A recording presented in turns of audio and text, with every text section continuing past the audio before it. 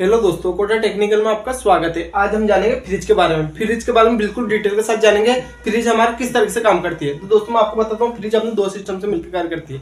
Fridge अपने कितने system से मिलकर कार्य करती है? अपने दो सिस्टम से मिलकर कार्य करती है। कौन कौन से? Mechanical system, electrical system. Mechanical system किसे कहते हैं? वहाँ सिस्टम जिसके अंदर गैस का संचार होता है। वहाँ सिस्टम जिसके अंदर गैस का संचार होता है उसे अपने मैकेनिकल सिस्टम बोलते हैं। और इलेक्ट्रिकल सिस्टम वहाँ सिस्टम जिसके अंदर विद्युत का संचार होता है उसे अपने इलेक्ट्रिकल सिस्टम बोलते हैं। जिसके अंदर न्यूट्रल फेज की सप्लाई दी जाती है, वो तो उसे अपने इलेक्ट्रिकल सिस्टम बोलते हैं। दोस्तों, ये अपने कोई भी ठंडा करने वाली मशीन वो किस तरह से काम करती है मैं आपको उसके बारे में बताऊंगा। जब फ्रिज हो, डीप फ्रीजर हो, वाटर कूलर हो, एसी हो, कोई भी अपने ठंडा करने वाली मशीन हो वो किस तरह से काम करती है मैं आपको उसके बारे में बताऊंगा। तो दोस्तों इस वीडियो में समझेंगे हम मैकेनिकल सिस्टम के बारे में। दोस्तों ये वीडियो पूरी एंड तक देखिए। मैं आपको 2 वीडियो में पूरा फ्रिज का कोर्स करा दूंगा।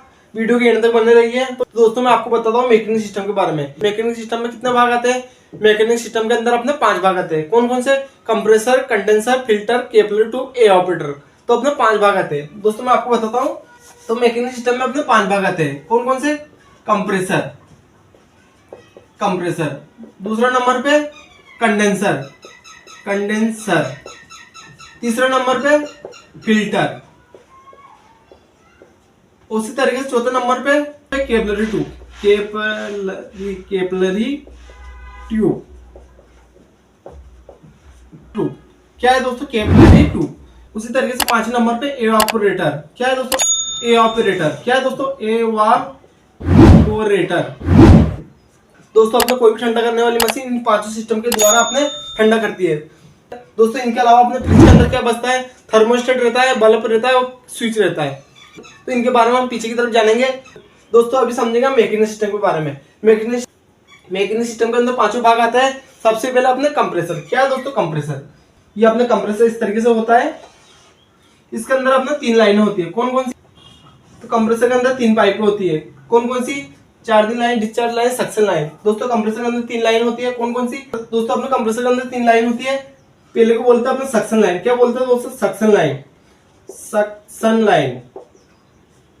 उसी तरीके से दोस्तों दूसरी लाइन क्या बोलते हैं? Charging line. क्या बोलते हैं दोस्तों?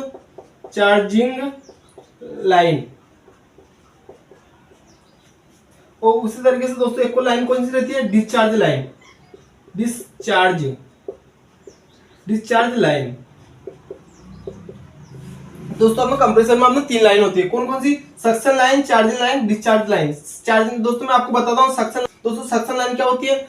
दोस्तों आपको नाम से पता चल रहा होगा, शक करना। सक्शन लाइन के माध्यम से गैस को खींचा जाता है। दोस्तों आपको नाम से पता चल रहा होगा, शक करना मतलब कि गैस को खींचना। इधर से अपने सक्शन लाइन के माध्यम से गैस को खींचा जाता है।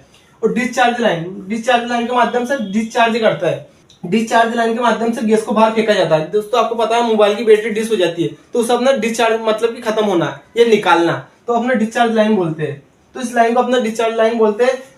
इस लाइन के माध्यम से अपने गैस को बाहर फेंका जाता है, इसे डिस्चार्ज लाइन बोला जाता है। वो एक और रहती है अपनी चार्जिंग लाइन। दोस्तों अपनी चार्जिंग लाइन का क्या काम होता है? चार्जिंग लाइन का काम होता है कंप्रेसर के अंदर ऑयल चार्ज करने के लिए और गैस चार्ज करने के लिए चार्जिंग लाइन का प्रयोग करते हैं। दोस्तों अपने कंप्रेसर के अंदर 3 पॉइंट होते हैं। कौन कौन से? Common running starting. दोस्तों अपने कोई भी मोटर हो उसके अंदर अपने 3 वायर रहते हैं। कौन कौन से? Common running starting. दोस्तों अपने कंप्रेसर एक तरह की मोटर होती है। एक तरफ से गैस को खींचना, दूसरी तरफ गैस को फेंकना काम अपने कंप्रेसर का होता है। कंप्रेसर का आगे की तरफ क्या होता है? कंडेंसर। क्या होता है दोस्तों? कंडेंसर। दोस्तों आपको नाम अटपटा लग रहा है तो बार बार नाम को रिपीट कीजिए। क्या है दोस्तों? कंडेंसर। क्या है दोस्तों? कंडेंसर। दोस्तों इस तरीके से नाम को रिपीट कीजिए ना, आपको नाम याद हो जाएगा। दोस्तों आगे की तरफ क्या है? कंडेंसर। तो दोस्तों मैं आपको कंडेंसर के बारे में बताता हूँ। यहाँ पे फ्रिज के पीछे का भाग होता है। दोस्तों अपने फ्रिज का पीछे का भाग होता है। कंप्रेसर के बाद गैस जाती है अपने कंडेंसर में। कहाँ जाती है दोस्तों? कंडेंसर में। दोस्तों कंप्रेसर के बाद गैस जाती है अपने कंडेंसर में। कहाँ जाती है दोस्तों? कंडेंसर में। कंडेंसर काय का बना होता है? कंडेंसर अपने लोहे का बना रहता है। तो दोस्तों अपने फ्रिज के अंदर कौन सा कंडेंसर प्रयोग करते हैं? फ्रिज के अंदर अपने वायर मेश कंडेंसर प्रयोग करते हैं। कौन सा दोस्तों? वायर मेश कंडेंसर इस फ्रिज के अंदर प्रयोग करते हैं। इस कंडेंसर का क्या काम होता है? कंडेंसर का काम होता है वेपर से द्रव बनाना। क्या है दोस्तों? वेपर से द्रव बनाना काम अपने कंडेंसर का होता है। दोस्तों आपने कंडेंसर को देखा होगा। दोस्तों आपको फ्रिज के पीछे की तरफ एक जाली दिखती होगी, उस जाली को अपना कंडेंसर बोला जाता है। और उस पर इस तरीके से अपने पतली पतली तीलियां लगी रहती है। तो दोस्तों इसे अपने वायर मेश कंडेंसर बोला जाता है। इन तीलियों का काम होता है दोस्तों इन तीलियों का काम होता है जब अपने फ्रिज चलता है उस टाइम पे अपना कंडेंसर गर्म होता है। उस गर्मी को ठंडा करने के लिए अपने तीलियों का प्रयोग करते हैं। जैसे दोस्तों अपने कोई भी गर्म चीज है, तो दोस्तों अपने कोई भी गर्म चीज है उसके पास अपने ठंडी चीज को ले जाएंगे तो वो चीज भी अपने गर्म हो जाएगी, तो वो क्या गर्मी को अवशोषित करेगी। दोस्तों अपने कंडेंसर को ठंडा करने के लिए उसकी मदद करती है। दोस्तों कंडेंसर का काम होता है गैस को घुमा घुमा कर वेपर से द्रव बनाना। मतलब कि कोई भी दोस्तों मैं आपको बताता हूँ, जैसे दोस्तों मैं आपको बताता हूँ कोई भी अपनी चीज है, किसी भी चीज को अपने गर्म करेंगे तो क्या बनेगा, वाष्प। वो वाष्प को ठंडा करेंगे तो क्या बनेगा, द्रव। ये वाष्प को घुमा घुमा कर ठंडा करता है तो यह अपने द्रव का रूप ले लेती है। तो दोस्तों अपने गैस अपने द्रव का रूप ले लेती है इधर की तरफ। दोस्तों ये क्रिया बस अपने फ्री हैंड गैस के साथ होती है।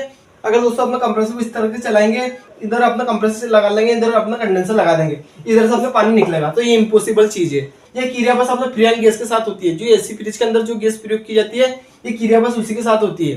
दोस्तों अपना कंडेंसर वेपर से द्रव बनाता है, मतलब कि इधर से जो गैस जाती है उसे घुमा घुमा कर वेपर से द्रव बनाता है। तो उस वाष्प को पानी का रूप देने का काम अपने कंडेंसर का होता है। तो कंडेंसर का आगे क्या लगा रहता है दोस्तों, कंडेंसर के आगे अपने फिल्टर लगा रहता है। क्या लगा रहता है दोस्तों, फिल्टर। दोस्तों हम फिल्टर का बना रहता है, फिल्टर अपने कॉपर का बना रहता है। दोस्तों अपने फिल्टर का काम होता है गैस को छानना। दोस्तों आपको नाम से पता चल रहा होगा, फिल्टर मतलब कि छानना। दोस्तों अपने फ्रिज तो बंद रहता है, उसके अंदर कचरा कहाँ से आ जाता है, दोस्तों मैं आपको बताता हूँ। कंडेंसर अपने लोहे का बना रहता है। अगर लोहे के अंदर अपने पानी चलेगा तो वो अपने किसी टाइम के बाद अपने जंग लग जाता है। तो दोस्तों अपने किसी टाइम के बाद इन पाइपों के अंदर जंग लग जाता है, वो जंग धीरे धीरे निकलेगा तो अपने क्या वो अपने एयरपोर्ट को चोक कर देगा, वो एयरपोर्ट को चोक कर देगा, इसलिए अपने फिल्टर लगाया जाता है। दोस्तों अपने फिल्टर महत्वपूर्ण भाग नहीं होता है, ये अपने एक तरह की सेफ्टी होती है। जैसे दोस्तों अपने गाड़ी चलाते हैं, गाड़ी के चलाते टाइम तो अपने हेलमेट का प्रयोग करते हैं। अगर हेलमेट नहीं लगाएंगे तो गाड़ी नहीं चलेगी, तो ये हेलमेट अपने सुरक्षा के लिए लगाया जाता है। उसी तरीके से फिल्टर अपने सुरक्षा के लिए लगाया जाता है, ये महत्वपूर्ण भाग नहीं होता है। तो दोस्तों अपने फिल्टर का आगे क्या है, कैपिलरी ट्यूब। क्या है दोस्तों, कैपिलरी ट्यूब। ये कैपिलरी ट्यूब का काम होता है दोस्तों प्रेशर को कंट्रोल करना। दोस्तों अपने कैपिलरी ट्यूब का काम होता है प्रेशर को कंट्रोल करना, मतलब कि इधर से जो अपना हाई प्रेशर के साथ गैस निकलेगी उसे अपने लो प्रेशर करने का काम अपने कैपिलरी ट्यूब का होता है। ये इसका व्यास बहुत कम होता है दोस्तों, अपने इसका व्यास रहता है 0.31 से 0.36 mm। 36 mm इसका व्यास रहता है कैपिलरी ट्यूब का। तो दोस्तों कैपिलरी ट्यूब का क्या काम होता है, प्रेशर को कंट्रोल करने के लिए, हाई प्रेशर को लो प्रेशर करने के लिए कैपिलरी ट्यूब का प्रयोग करते हैं। तो दोस्तों अपने इधर की तरफ अपने मोटे पाइप रहते हैं, तो उधर से अपने कैपिलरी ट्यूब में गैस आती है, इसका व्यास बहुत कम रहता है। जैसे कोई भी अपना पाइप, उसका आगे अपना कोई पतला सा पाइप लगा देते हैं, उससे अपना प्रेशर कम हो जाता है। जिसकी लंबाई रहती है दोस्तों 8 से 12 फीट। कितनी रहती है दोस्तों, 8 से 12 फीट इसकी लंबाई रहती है। दोस्तों कैपिलरी ट्यूब के आगे क्या है अपना एवापोरेटर। दोस्तों एवापोरेटर में आपको बताता हूँ, जो अपने एवापोरेटर अपने फ्रिज के अंदर इस तरीके से लगा रहता है। दोस्तों अपने एवापोरेटर इस तरीके से रहता है, जो फ्रिज के ऊपर, जैसे दोस्तों अपने फ्रिज का दरवाजा खोलते हैं तो ऊपर जो सबसे ज्यादा ठंडा रहता है, जहाँ अपना आइस जमती है उसे अपने एवापोरेटर बोलते हैं। दोस्तों एवापोरेटर को अलग अलग नाम से जाना जाता है। दोस्तों अपने इसे फ्रीजर के नाम से भी जाना जाता है, कूलिंग कॉइल के नाम से भी जाना जाता है। दोस्तों ये नाम मिटा देता हूं मैं।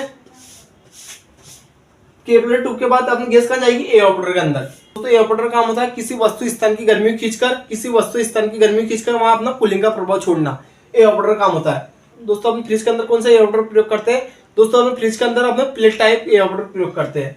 प्लेट को बीच में से मोड़कर इस तरीके से अपने पाइपें बनाई जाती है, तो उसे अपने प्लेट टाइप बोलते हैं। तो एवापोरेटर काम होता है किसी वस्तु स्थान की गर्मी खींचकर वहां अपना कूलिंग का प्रभाव छोड़ना, एवापोरेटर काम होता है। दोस्तों अपने गैस कहाँ जाएगी, एवापोरेटर के अंदर जाएगी, इस तरीके से पतली पतली पाइपें लगी रहती है। और एवापोरेटर के बाद गैस कहाँ जाएगी, एवापोरेटर के बाद गैस जाएगी अपने सक्शन लाइन में। कहाँ जाएगी दोस्तों एवापोरेटर के बाद गैस जाएगी अपने सक्शन लाइन में। ये अपने सक्शन लाइन है, कंप्रेसर के सक्शन लाइन में अपने गैस जाएगी। सक्शन लाइन का काम होता है गैस को खींचना का काम अपने सक्शन लाइन का होता है, और डिस्चार्ज लाइन का काम होता है गैस को बाहर फेंकने का काम अपना डिस्चार्ज का होता है। दोस्तों मैं आपको बताता हूँ, दोस्तों अपने एवापोरेटर का बना रहता है, ये अपने कॉपर और एल्यूमिनियम का बना रहता है। तो दोस्तों मैं आपको एक बार बताता हूँ, ये अपने कंप्रेसर है। कंप्रेसर काम होता है एक तरफ से गैस को खींचना और दूसरी तरफ गैस को फेंकना का काम अपने कंप्रेसर का होता है। उसी तरीके से दोस्तों आगे की तरफ है कंडेंसर। कंडेंसर काम होता है गैस को घुमा घुमा कर वेपर से द्रव बनाता है, मतलब कि इधर से गैस जाती है उसे द्रव का रूप देना का काम अपने कंडेंसर का होता है। दोस्तों फिल्टर का काम होता है, दोस्तों अपने फिल्टर का काम होता है गैस को छानना का काम अपने फिल्टर का होता है। क्या दोस्तों, फिल्टर। दोस्तों इसका एक और काम होता है नमी को अवशोषित करने का काम भी अपने फिल्टर का होता है। इसका अंदर अपने सिलिकॉन की गोलियां रहती है।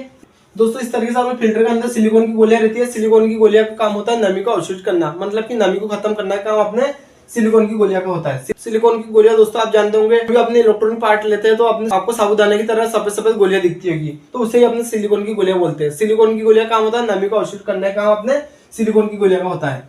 उसी तरीके दोस्तों आगे की तरफ अपने कैपिलरी ट्यूब। कैपिलरी ट्यूब का काम होता है दोस्तों, कैपिलरी ट्यूब का काम होता है अपने प्रेशर को कंट्रोल करने के लिए, हाई प्रेशर को लो प्रेशर करने के लिए कैपिलरी ट्यूब का प्रयोग करते हैं। और इसकी लंबाई रहती है दोस्तों 8 से 12 फीट, और अपना कंडेंसर काय का बना रहता है, कंडेंसर अपना लोहे का बना रहता है। दोस्तों अपने कैपिलरी ट्यूब काय की बनी रहती है, कैपिलरी ट्यूब अपने कॉपर की बनी रहती है। और इसके बाद कैपिलरी ट्यूब के बाद गैस कहाँ जाएगी, एवापोरेटर में अंदर। क्या कहाँ जाएगी दोस्तों, एवापोरेटर। एवापोरेटर एवापोरेटर का काम होता है किसी वस्तु स्थान की गर्मी को खींचकर वहां अपना कूलिंग का प्रभाव छोड़ना, एवापोरेटर काम होता है। एवापोरेटर को अलग अलग नाम से जाना जाता है, इसे अपने फ्रीजर के नाम से भी जाना जाता है और कूलिंग कॉइल के नाम से भी जाना जाता है। दोस्तों अपने एवापोरेटर की वजह से पूरा फ्रिज के नीचे का हिस्सा ठंडा होता है।